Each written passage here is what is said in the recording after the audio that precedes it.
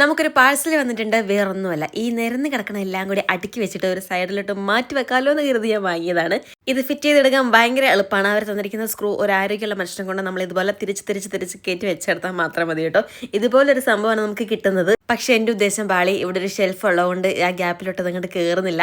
സാരില്ല, നമുക്ക് വേറെ എന്തെങ്കിലും ഉപയോഗിക്കാം. ഈ ഒരു സൂത്രം കൂടി ഇതിൻ്റെ കൂടെ കിട്ടുന്നതാണ്. അതുകൊണ്ട് നമുക്ക് ഭിത്തിയിൽ വെക്കാൻ. നമ്മളിപ്പോൾ ഉപയോഗിക്കാൻ പോകുന്നത് വേറെ ഒന്നിനുമല്ല, നമ്മുടെ എംബ്രോയിഡറി മെറ്റീരിയൽസ് ഒക്കെ ഇരിക്കുന്നത്.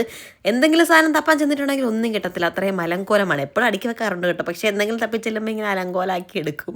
അതാണ് സ്ഥിരം പരിപാടി.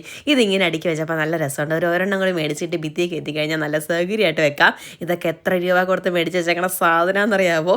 ഈ ആ ഒരു സെറ്റിന് 1250 രൂപ ആ ഒരു മുത്തിനാക്കാം. നമ്മൾ നോക്കിയിരുന്ന് കിട്ടിയത് കൊണ്ട് പിന്നെ കുറച്ചധികം അങ്ങോട്ട് മേടിച്ച് വെച്ചതേ ഉള്ളൂ. ഇതൊക്കെ നമ്മുടെ ബൾക്കൊക്കെ ഇറക്കുമ്പോൾ ഉപകരിക്കുമല്ലോ എന്ന് കരുതിയിട്ട് വാങ്ങി വെക്കുന്നതാണ്.